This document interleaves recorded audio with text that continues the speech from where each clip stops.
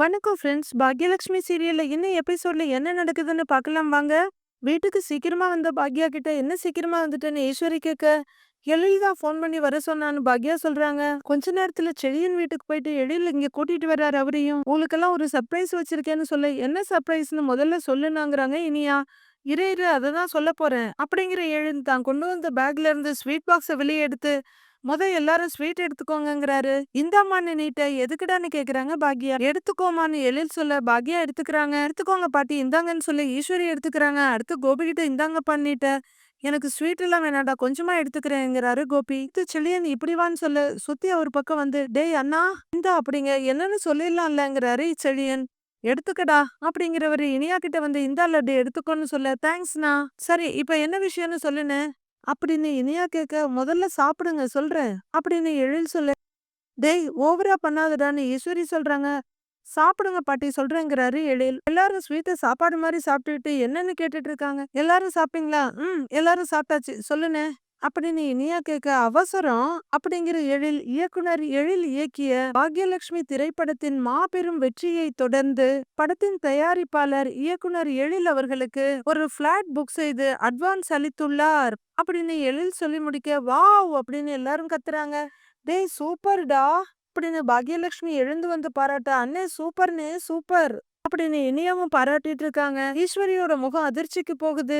ஏய் லட்டு அப்படிங்க கங்க்ராட்ஸ்ங்கிறாங்க. தேங்க்யூ தேங்க்யூங்கிறாரு எழில். கங்க்ராட்ஸ்டான்னு பாக்யாவும் சொல்றாங்க. Amazing job. ஆமா எந்த ஏரியால பிளாட் கொடுத்திருக்காருன்னு கோபி கேட்க இங்கதான் பக்கத்துல சாலிகிராமங்கிறாரு எழில். சாலிகிராமத்திலயா ஃபைன் ஏரியான்னு கோபி சொல்ல டேய் அந்த சினிமாக்காரங்க நிறைய பேர் அங்கதான் இருப்பாங்கல்ல அப்படின்னு செழியன் கேட்க ஆமாண்டா அப்படின்னு எழில் சொல்றாரு. டேய் என் ஃப்ரெண்ட் ஒருத்தன் கூட அங்கதான் வீடு வாங்கினான். பட் பயங்கர விலையாச்சேடாங்கிறாரு கோபி. அந்த பிளாட்டுக்கான மொத்த அமௌண்ட் அவர் கொடுக்கல. பாதி கொடுத்து பிளாட்டை புக் பண்ணி இருக்காரு. மீதி நாம தான் கட்டணுங்கிறாரு எழில். ஏய் கிரேட்ரா பாதி அமௌண்ட் அவர் கொடுத்திருக்காரு அதுவே பெரிய விஷயம்டா. குட் குட்ங்கிறாரு கோபி. சூப்பர்டா ரொம்ப சந்தோஷமா இருக்கு அப்படின்னு பாக்யா சொல்ல தேங்க்ஸ்மாங்கிறாரு எழில். ஈஸ்வரி எதுவுமே பேசாம அமைதியா உட்கார்ந்துட்டு இருக்க. என்ன ஈசு சத்தத்தையே காணோன்னு எழில் கேக்குறாரு. பிளாட்னா அபார்ட்மெண்ட் தானே அப்படின்னு ஈஸ்வரி கேட்க அதேதாங்கிறாரு எழில். இப்ப எதுக்கு அதெல்லாம் புக் பண்றாரு உனக்கு அப்படின்னு ஈஸ்வரி கேட்க ஒரு அன்புல தான் பாட்டி அன்பு இருக்கதால அவரு பண்றாரு அப்படின்னு எழில் சொல்ல பாதி காசு அவரு கட்டிட்டு மீதி காசு நீ கட்டுற மாதிரி எதுக்கு அன்பு அவரு காட்டணும் அப்படின்னு ஈஸ்வரி கேட்க எல்லாரும் புரியாம பாக்குறாங்க. சரி வேற என்ன பண்ண சொல்றீங்க அப்படின்னு எழில் கேட்க இல்ல குடுக்கறத பணமா குடுக்கலாம்ல அப்படின்னு ஈஸ்வரி சொல்ல அன்பா குடுக்கறவர்கிட்ட அதெல்லாம் கேட்க முடியாதுல்ல பாட்டி அப்படின்னு எழில் சொல்ல அம்மா இப்ப இருக்க ட்ரெண்ட்ல வீட்ல இன்வெஸ்ட் பண்றது ரொம்ப பெரிய விஷயம் நல்ல விஷயமா குட் இன்வெஸ்ட்மெண்ட்ங்கிறாரு கோபி. பாட்டி அது கூட விஷயம் இல்ல மெயின் சிட்டில பிளாட் வாங்குறது எவ்வளவு கஷ்டம் தெரியுமா அப்படின்னு செடியன்னு சொல்ல ஈஸ்வரி அப்படியே பாத்துட்டு இருக்காங்க. சிரிக்கிற எழில் எல்லாரையும் பாக்குறாரு. டேய் நீ வீட்டை போய் பாத்தியா அந்த வீடெல்லாம் எப்படி இருக்குன்னு பாக்யா ஆர்வமா கேக்குறாங்க. நான் இன்னும் பாக்கலமா நாளைக்கு தான் போறேன். ஆனா நல்லா பெரிய வீடு ட்ரிபிள் பெட்ரூம் அப்படின்னு எழில் சொல்ல ஓ அப்படின்னா அதுல ஒரு ரூம் எனக்குங்கிறாங்க இனியா. ஏய் இனியா உனக்கு இல்லாமலா அதுவும் இல்லாம பிரைம் லொகேஷன் வேற நிறைய அமெனிட்டிஸோட இருக்கு அப்படின்னு எழில் சொல்ல சந்தோஷமா தலையாட்டுறாங்க இனியா. எல்லாரும் ரொம்ப சந்தோஷமா பெருமையா அதை பத்தியே பேசிட்டு இருக்க ஈஸ்வரி மட்டும் அப்படியே உட்கார்ந்துருக்காங்க. உடனே இதை அவங்களோட பாய் ஃப்ரெண்ட் ஆகாஷ்க்கு டெலிகாஸ்ட் பண்றாங்க. ஆமா ஆகாஷ் பிளாட் தான் இல்ல எனக்கும் ரூம் குடுக்குறேன்னு அண்ணன் சொல்லுச்சுன்னு இனியா சொல்ல சூப்பர் இனியா எழிலண்ணனுக்கு நான் இப்பவே விஷ் பண்றேங்கிறாரு ஆகாஷ். உடனே எதுவும் பண்ணிடாதன்னு இனியா சொல்ல இல்ல இல்ல உடனே பண்ண மாட்டேன். உங்க அம்மா எங்க அம்மா கிட்ட சொல்லி எங்க அம்மா அதை என்கிட்ட சொல்லும் போது நான் சொல்லிக்கிறேன் ஓகேவான்னு ஆகாஷ் கேட்க புத்திசாலிதான்னு பாராட்டுறாங்க இனியா. நம்மளும் ஒரு பிளாட் வாங்கணும் ஆகாஷ். 20வது மாடியில 20வது மாடியில நின்னு பார்த்தா மொத்த சென்னை தெரியுற மாதிரி ஒரு பிளாட் வாங்கணும்னு இனியா சொல்ற. பிளாட் வாங்கணும் தான் ஆனா நீ சொல்ற மாதிரி அவ்வளோ பெரிய அபார்ட்மெண்ட்ல வாங்க முடியுமான்னு தெரியலன்னு ஆகாஷ் சொல்றாரு. அதெல்லாம் நம்ம 2 பேருமா சேர்ந்து வாங்குவோம். பாசிட்டிவ் திங்கிங் ரொம்ப முக்கியம் அப்படின்னு இனியா சொல்ல வாங்கலாம் வாங்கலாங்கிறாரு ஆகாஷ். சரி நாளைக்கு உனக்கு என்ன பிளான் இனியா கேட்க பெருசா எதுவும் இல்லைன்னு ஆகாஷ் சொல்ல நம்ம மீட் பண்ணலாமான்னு இனியா கேக்குறாங்க. எங்கன்னு ஆகாஷ் கேட்க என்னோட ப்ராஜெக்ட்டுக்கு கொஞ்சம் திங்ஸ் எல்லாம் வாங்கணும். நான் ஈவினிங்கா ஸ்டேஷனரி ஷாப் போவேன். அங்க மீட் பண்ணிட்டு பானிபூரி சாப்பிட்டுட்டு கொஞ்ச நேரம் பேசிட்டு திரும்ப வந்துடலான்னு இனியா சொல்ல சரி மீட் பண்ணலான்னு ஒத்துக்கிறாரு ஆகாஷ். எனக்கு உன்னை பார்க்கணும் போலதான் இருக்கு அப்படின்னு ஆகாஷ் சொல்லிட்டு இருக்க சரியா செல்வி வந்து நிக்கிறாங்க. நான் கூட உன்னை ரொம்ப மிஸ் பண்றேன்னு நீ அந்த பக்கம் சொல்லிட்டு இருக்க. பாக்யா வந்து நிக்கிறாங்க. 2 பேருமே காதுல இருந்து போனை படக்குன்னு எடுத்துட்டு பக்கத்துல வந்து நிக்கிறவங்கள பாக்குறாங்க. என்ன ஆகாசு, யார்கிட்ட பேசிட்டு இருந்த அப்படின்னு கேட்டுக்கிட்டே செல்வி பக்கத்துல உட்கார்றாங்க. ஃப்ரெண்டு கிட்டமான ஆகாஷ் தடுமாறிட்டு இருக்காரு. இங்க இனியா பக்கத்துல உட்கார்ற பாக்யா யார்கிட்ட பேசிட்டு இருந்தேன்னு கேட்க, அது அது ஆனந்த் கிட்டமா அப்படின்னு இனியா சமாளிக்கிறாங்க. ஃப்ரெண்ட போய் பார்த்துட்டு வாடான்னா கூட பார்க்க போக மாட்டேன். இப்ப எந்த ஃப்ரெண்டு கிட்ட எனக்கே பார்க்கணும் போல இருக்குன்னு சொல்ற அப்படின்னு செல்வி கேட்க, ஆகாஷ் திரு திருன்னு முழிக்கிறாரு. என்னமோ மிஸ் பண்றேன் அப்படின்னு சொல்லிட்டு இருந்த அப்படின்னு பாக்யா கேட்க, இனியா அப்படியே அவங்க அம்மாவை பாக்குறாங்க. ஆ அது அப்படின்னு ஆகாஷ் அங்க தடுமாறிட்டு இருக்கா. அது அப்படின்னு இனியா இங்கே தடுமாறிட்டு இருக்காங்க. ஆ அது ஆனந்துமா, அவனுக்கு உடம்பு சரியில்லை அப்படின்னு ஆகாஷ் சொல்ல செல்வி பாத்துக்கிட்டு இருக்காங்க. அவ நாங்க ஸ்கூல்ல எடுத்த போட்டோ ஒன்னு ஸ்டேட்டஸ்ல வச்சிருந்தா, அத பார்த்த உடனே எனக்கு ஸ்கூல் டேஸ் எல்லாம் ஞாபகம் வந்துச்சு. அததான் சொல்லிட்டு இருந்தேன்னு சமாளிக்கிறாங்க இனியா. பாக்யா நம்பாம பாத்துட்டு இருக்க. ஆகாசு, உண்மைதானே சொல்ற அப்படின்னு செல்வி கேட்க, நான் ஏமா பொய் சொல்ல போறேன் அப்படின்னு அந்த பையன் அவங்க அம்மா கிட்ட கேட்டுட்டு இருக்காரு. இப்பெல்லாம் நீ போனை நிறைய யூஸ் பண்ணிட்டு இருக்க அப்படின்னு பாக்யா சொல்ல, இல்லம்மா கம்மியா தான் யூஸ் பண்றேன் இதோ அப்படின்னு போனை கீழே வச்சிடுறாங்க இனியா. நான் உன்னை சந்தேகப்படலப்பா, என் மயனை பத்தி எனக்கு தெரியும். என்னமோ மனசுக்குள்ள பயமா இருக்கு, அதான். நம்ம பக்கத்து வீட்டு முக்குத்தெரு சரசம்மா இல்ல, அது மகன் ஒரு பொண்ணை இழுத்துட்டு ஓடி போயிட்டான். நீ அப்படியெல்லாம் பண்ண மாட்ட, இருந்தாலும் கேட்கும் போது மனசு பதக்குதுங்குதுடா. ஏன் ஆகாசு, நீ பொம்பளை பிள்ளைகிட்ட எதுவும் பேசிட்டு இருந்தியா அப்படின்னு செல்வி கேட்க, என்னம்மா இப்படிலாம் கேக்குறேங்கிறாரு ஆகாஷ். நீ ஃப்ரெண்டா பேசுனேன்னா அதை எதையும் நான் கேட்கல, இல்ல வேற மாதிரி எதுவும் பேசுனியான்னு கேக்குறேன். வர வர நீ போன்ல பேசுறது ரொம்ப அதிகமாயிடுச்சுடா. வெளிய நின்னு பேசுற, வாசல்ல நின்னு பேசுற, கொல்லை பக்கம் போய் பேசுற, எப்ப பார்த்தாலும் போனும் கையுமாவே இருக்கிற, அதுவும் சிரிச்சு சிரிச்சு வேற பேசுற அப்படின்னு செல்வி கேட்க, ஆகாஷ் என்ன பதில் சொல்றதுன்னு தெரியாம முகத்தை லைட்டா குனிஞ்சுக்கிறாரு. நான் தான் பாக்குறேனே, பாக்குற நேரம் ஃபுல்லா நீ போனும் கையுமா தான் இருக்க. வீட்டுல இருக்கவங்க கிட்ட நீ சரியா பேசவே மாட்டேங்கிற அப்படின்னு பாக்யா சொல்ல, அப்படிலாம் ஒண்ணும் இல்லம்மா அப்படின்னு பாக்யா பார்த்த பார்வைக்கு பதில் சொல்லிட்டு இருக்காங்க இனியா. ஏன் ஆகாசு, நீ லவ்வுக்கு எதுவும் பண்றியான்னு ஸ்ட்ரைட்டா கேக்குறாங்க செல்வி. ஆகாஷ் பயங்கர அதிர்ச்சியோட இல்லம்மாங்கிறாரு. போனுங்கிறது அவசியத்துக்கும் அவசரத்துக்கும் தான் யூஸ் பண்ண வேண்டிய ஒண்ணு. கொஞ்ச நேரம் அதுக்கும் ரெஸ்ட் கொடுங்கறாங்க பாக்யா. சரி கொடுத்துட்டேன், நீ டென்ஷன் ஆகாதன்னு மொபைல கொஞ்சம் தள்ளி வைக்கிறாங்க இனியா. பாக்யா குழப்பமாவே இனியாவை பார்த்துட்டு இருக்க. நான் ஒண்ணு காதலுக்கு எதிரிலாம் இல்லடா, இது படிக்கிற வயசு, உனக்குன்னு ஒரு லட்சியம் இருக்கு. அந்த லட்சியத்தை நிறைவேத்திட்டு நீ எவ்வளவு வேணாலும் கைய காட்டி, அம்மா இந்த பொண்ணுதாம்மா நான் லவ் பண்றேன்னு சொல்லி நான் கட்டி வச்சிடுறேன், சரியா? அது வரைக்கும் மனசை அலப்பாய விடக்கூடாதுப்பா, சரியா? நாம இனிமே தான் கரை ஏறணும், அதான் ரொம்ப முக்கியம், சரியா அப்படின்னு மகனோட கன்னத்தை பிடிச்சி கொஞ்சிட்டு கேக்குறாங்க செல்வி.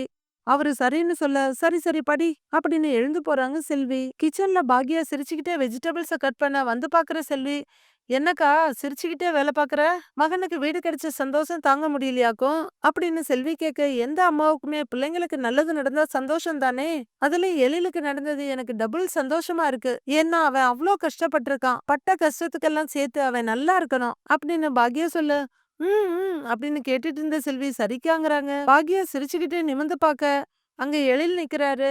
பாரேன், அவனை பத்தி பேசினோன்னு அவனே நிக்கிற மாதிரி இருக்கு அப்படின்னு பாக்யா சிரிக்க, அங்க பாத்துட்டு சிரிக்கிற செல்வி, அக்கா உன் பிள்ளை நிக்கிற மாதிரி உன் கண்ணுக்கு தெரிஞ்சா சரி, எனக்கு எதுக்கு தெரியணுங்கிறாங்க. உனக்கும் எழில் தெரியறானா அப்படின்னு பாக்யா சந்தோஷமா ஆச்சரியமா கேக்குறாங்க. ஆமான்னு செல்வி சொல்ல, அது எப்படின்னு பாக்யா கேட்க, நெசமாவே எழில் தம்பி வந்து நிக்கிதுக்காங்க, தம்பி உள்ள வாங்கன்னு செல்வி சொல்ல, அது வரல இதெல்லாம் பார்த்துட்டு சிரிச்சுட்டு அங்க நின்ன எழில் கிச்சனுக்குள்ள வர்றாரு. பாருடா அப்படின்னு பாக்யா சொல்லிட்டு இருக்க, என்னம்மான்னு பக்கத்துல வந்து தோல்ல கைய வச்சு கேக்குறாரு எழில். டேய் நான் தான் வந்திருக்கேன்னு சொல்ல வேண்டியதானேடா அப்படின்னு பாக்யா கேட்க, அம்மா நீ பேசுனத பாக்க அங்க இருந்து பாக்க ரொம்ப கியூட்டா இருந்துச்சு, அதான் ரசிச்சுக்கிட்டு அங்கேயே நின்னுட்டேங்கிறாரு எழில். போடா அப்படின்னு செல்லமா அவங்க தட்ட, எழில் தம்பி வாழ்த்துக்கள் அப்படின்னு செல்வி கைய கொடுக்க, தேங்க்ஸ்காங்கிறாரு எழில். டேய் நைட்டெல்லாம் வீட்டு விஷயத்த நினைச்சு தூக்கமே வரலடா அப்படின்னு பாக்யா சொல்ல, எனக்கு தெரியும் நீ தூங்கி இருக்கவே மாட்டேன்னு அப்படின்னு எழில் சொல்றாரு. ஏண்டா அமிர்தா சந்தோஷப்பட்டாளா அப்படின்னு பாக்யா கேட்க, அவ ரொம்ப ரொம்ப சந்தோஷப்பட்டாமா அப்படின்னு எழில் சொல்றாரு. டேய் இரு இரு காஃபி போடுறேன்னு சொல்ல, அம்மா இரு இருமா கொஞ்ச நேரம் போகட்டும், அதுக்குள்ள எதுக்குன்னு எழில் கேக்குறாரு. ஆமா நீ என்ன காலங்காத்தாலேயே வந்திருக்கன்னு பாக்யா கேட்க, இதோ நம்ம பாட்டி தான் போன் பண்ணி வர சொன்னாங்க அப்படின்னு எழில் சொல்ல, பாட்டியா எதுக்கு அப்படின்னு பாக்யா கேட்க, தெரியலையேங்கிறாரு எழில். காலையில 6 மணிக்கே எனக்கு கால் பண்ணி கூப்பிட்டாங்க அப்படின்னு எழில் சொல்ல, ஏக்கா அம்மாவுக்கு உடம்பு எதுவும் சரியில்லையோன்னு செல்வி கேக்குறாங்க. அப்படி ஏதாவது இருந்தா என்கிட்ட தானே சொல்லணும். எதுக்கு இவன வர சொல்லியிருக்காங்க? அப்படின்னு பாக்யா கேட்க, ஆமா இல்லங்கிறாங்க செல்வி.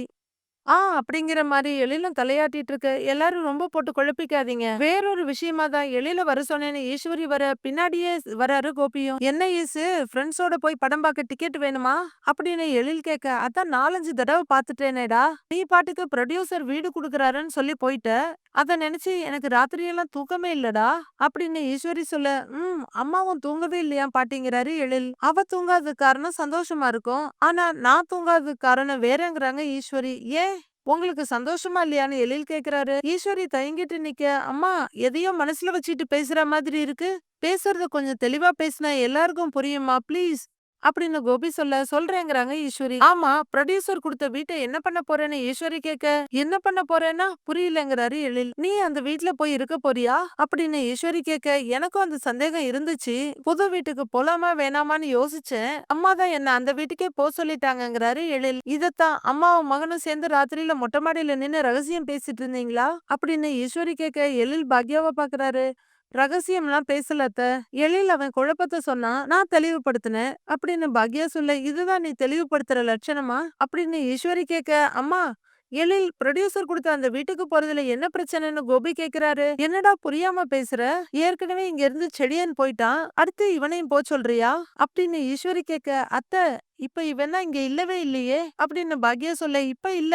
ஆனா இங்க இவன் வர வேண்டியது தானே. படம் முடிஞ்சது இங்க வரேன்னு தானே சொல்லிட்டு போனா. படம் வந்து ரிலீஸ் ஆயிடுச்சு, நல்லபடியா ஓடிட்டு இருக்கு, அடுத்த வாய்ப்பும் வந்தாச்சு, அப்புறம் இவன் இங்க வரணும்ல அப்படின்னு ஈஸ்வரி சொல்ல, எல்லாரும் ஒருத்தர் ஒருத்தர் பாக்குறாங்க. நீங்க சொல்றதெல்லாம் சரிதான். ஆனா சினிமாக்காரங்க நிறைய பேர் இருக்கிற இடத்துல தான் ப்ரொடியூசர் வீடு புக் பண்ணி கொடுத்திருக்காரு. அங்க இருக்கிறதா எழிலுக்கும் வசதி அத்த அப்படின்னு பாக்யா சொல்ல, ஆமான்னு தலையாட்டுறாரு எழிலும். படம் பண்றவங்க எல்லாருமே அந்த ஏரியாவிலயா இருக்காங்க அப்படின்னு ஈஸ்வரி கேட்க, கரெக்ட் தாம்மா. ஆனா இருக்கிறதுக்கு ஒரு வாய்ப்பு கிடைக்கும் போது எதுக்கு அந்த வாய்ப்பை தட்டி விடணும் அப்படின்னு கோபி கேட்க, எழில் இங்க குடும்பத்தோட இருக்கணும்டா அப்படின்னு ஈஸ்வரி சொல்ல, சரி அப்ப அந்த வீட்டை என்னதான் பண்றதுங்கிறாரு எழில். வாடகைக்கு விட்டுடுன்னு அசால்ட்டா ஈஸ்வரி சொல்ல, வாடகைக்கு வாடகைக்கா அப்படின்னு எழில் கேட்க, வாடகைக்கெல்லாம் விட வேண்டாம் எழிலு.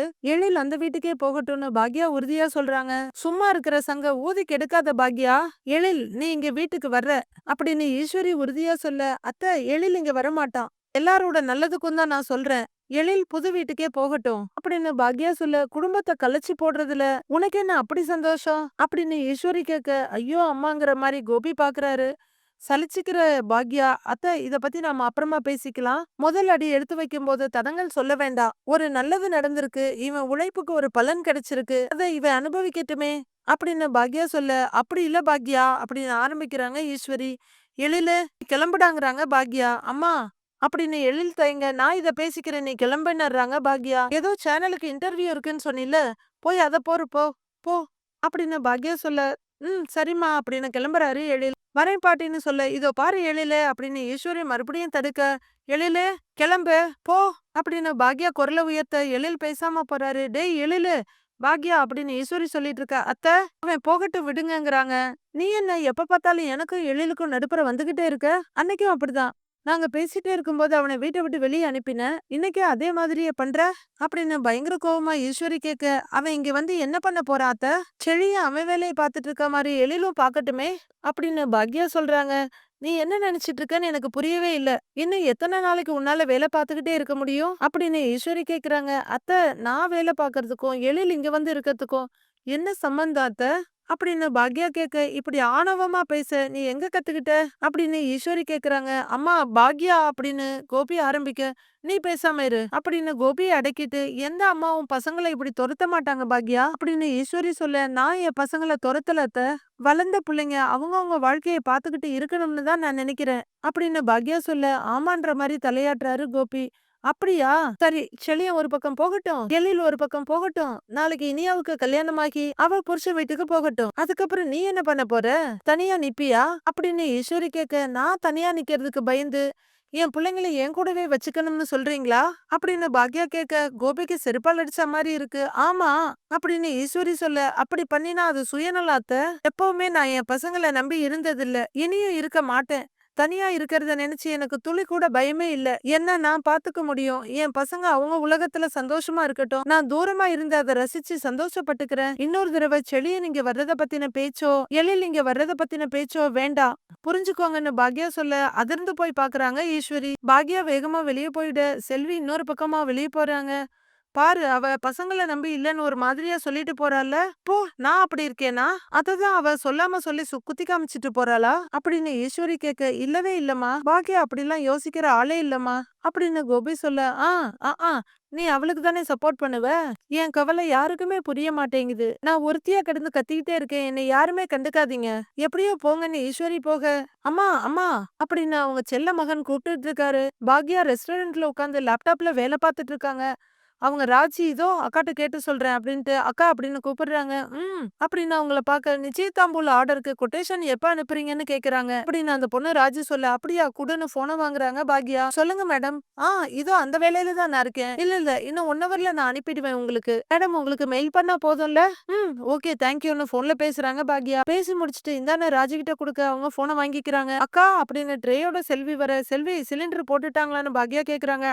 போட்டாங்கக்கான்னு செல்வி சொல்ல, ஓகே நான் அதை நோட் பண்ணிக்கிறேன் அப்படின்னு பாக்யா சொல்ல, அக்கா இந்த லேப்டாப் வந்ததுக்கு அப்புறமா கணக்கு பாக்குற வேலை ரொம்ப ஈஸியா இருக்குல்ல அப்படின்னு செல்வி கேட்க, ஆமா செல்வி, இல்லன்னா அதுக்கே தினமும் 2 மணி நேரம் போயிடுங்கிறாங்க பாக்யா. அக்கா எனக்கும் இதுல எப்படி வேலை பாக்குறதுன்னு சொல்லி கொடுக்கா அப்படின்னு செல்வி கேட்க, அதுக்கு என்ன தாராளமா சொல்லி தரேங்கிறாங்க பாக்யா. அப்படின்னு தலையாட்டுற செல்வி, அக்கா பேசாம இந்த பிரான்ச்சோட பொறுப்பை என்கிட்ட கொடுத்துறேங்கிறாங்க. நான் பாத்துக்கிறேன், நீ வர வேண்டிய அவசியம்லாம் இல்ல அப்படின்னு செல்வி சொல்ல, அவங்களே பாத்துட்டு இருக்க பாக்யா, என்னங்க மேடம் பொறுப்பு கொடுத்தா மட்டும் போதுமா இல்ல உங்க பேர்லயே எழுதி கொடுத்துருவான்னு பாக்யா கேக்குறாங்க.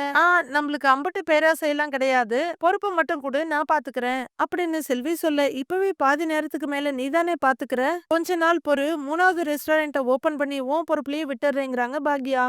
நெசமாவான்னு செல்வி கேட்க, நான் எதுக்குடி உங்ககிட்ட பொய் சொல்ல போறேன் அப்படின்னு பாக்யா சொல்ல, சரிக்கான வழியிறாங்க செல்வி. பாக்யாவோட மொபைல் ரிங்காக, ராதிகா கூப்பிடுறாங்க, நீ போய் வேலையை பாருங்கிறாங்க. சரிக்கான்ட்டு செல்வி அந்த பக்கம் போ, ஹலோ ராதிகாங்கிறாங்க பாக்யா. பாக்யா எப்படி இருக்கீங்கன்னு அவங்க கேட்க, நல்லா இருக்கேன் நீங்க எப்படி இருக்கீங்கன்னு பாக்யா கேக்குறாங்க. நல்லா இருக்கேன், எங்க இருக்கீங்க, வீடா ரெஸ்டாரண்டான்னு ராதிகா கேட்க, புது ரெஸ்டாரண்ட்ல தான் இருக்கேங்கிறாங்க பாக்யா.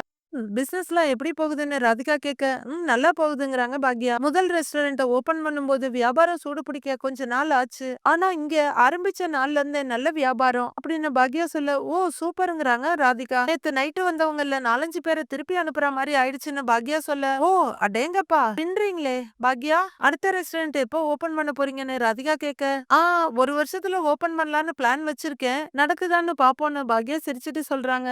நீங்க நினைச்சா 6 மாசத்துல கூட பண்ணிடலாம் அப்படின்னு ராதிகா சொல்ல, நீங்க வேற அப்படின்னு பாக்யா சொல்ல, வீட்ல எல்லாரும் எப்படி இருக்காங்கன்னு ராதிகா கேக்குறாங்க. நல்லா இருக்காங்கன்னு பாக்யா சொல்ல, நான் உங்ககிட்ட சொல்லல இல்ல, என் ஆபீஸ்ல வேலை பாக்குற கொஞ்சம் பேரு எழிலோட படத்துக்கு போயிட்டு வந்திருக்காங்க. படத்தை பத்தி ஆகா ஓகோன்னு பேசினாங்க. நானும் எழில் எனக்கு தெரிஞ்ச பையன் தான் பெருமையா பேசினேன் அப்படின்னு ராதிகா சொல்ல, இங்கேயுமே படம் பார்த்த எல்லாருமே பாராட்டி தள்ளிட்டாங்கன்னா பாத்துக்கோங்களேன், நான் பாதி நேரம் வானத்துல பறந்துகிட்டே இருக்கேன் அப்படின்னு சிரிக்கிற பாக்யா. ராதிகா மயு எப்படி இருக்கான்னு கேக்குறாங்க. நல்லா இருக்கான்னு ராதிகா சொல்ல, அவளை பாக்கணும் பேசணும்னு தோணுது அப்படின்னு பாக்யா சொல்ல, ஒரு நிமிஷம் இருங்க நான் கட் பண்ணிட்டு கூப்பிடுறேங்கிறாங்க ராதிகா. சரி சரி ஓகேன்னு பாக்யா சொல்ல, போனை கட் பண்ணிட்டு, மயு மயு வரும்போது டிராயிங் நோட் எடுத்துட்டு வாங்குறாங்க ராதிகா. ஓகேங்க மம்மின்னு மயுவோட வாய்ஸ் கேக்குது. மம்மி அப்படின்னு சொல்லிட்டு மயு வந்து உட்கார, பாக்யா ஆண்டி உங்ககிட்ட பேசணும்னு சொன்னாங்க, நம்ம வீடியோ கால் பண்ணலாம்னு சொல்ல மயு ஓகேன்னு தலையாட்டுறாங்க. அடுத்து பாக்யாவோட மொபைல் ரிங் ஆக, ஓ அப்படின்னு சொல்லிட்டு பாக்யா ஆன் பண்றாங்க. ஹாய் மயு எப்படி இருக்கேன்னு பாக்யா கேட்க, நல்லா இருக்கேன் ஆண்டி நீங்க எப்படி இருக்கீங்கன்னு மயு கேக்குறாங்க. நான் நல்லா இருக்கேன், உன்னை ரொம்ப மிஸ் பண்றேன் மயு அப்படின்னு பாக்யா சொல்ல, நானும் தான் ஆண்டி, நீங்க ஒரு நாள் கண்டிப்பா வீட்டுக்கு வரணும் அப்படின்னு மயு சொல்ல, கண்டிப்பா வரேன் அப்படின்னு பாக்யா ஒத்துக்கிறாங்க. மயு இப்ப தெளிவா அழகா இருக்காங்கன்றது அவங்க முகத்திலேயே தெரியுது. மீதி என்ன நடக்குதுன்னு நாளைக்கு பார்க்கலாம் ஃப்ரெண்ட்ஸ்.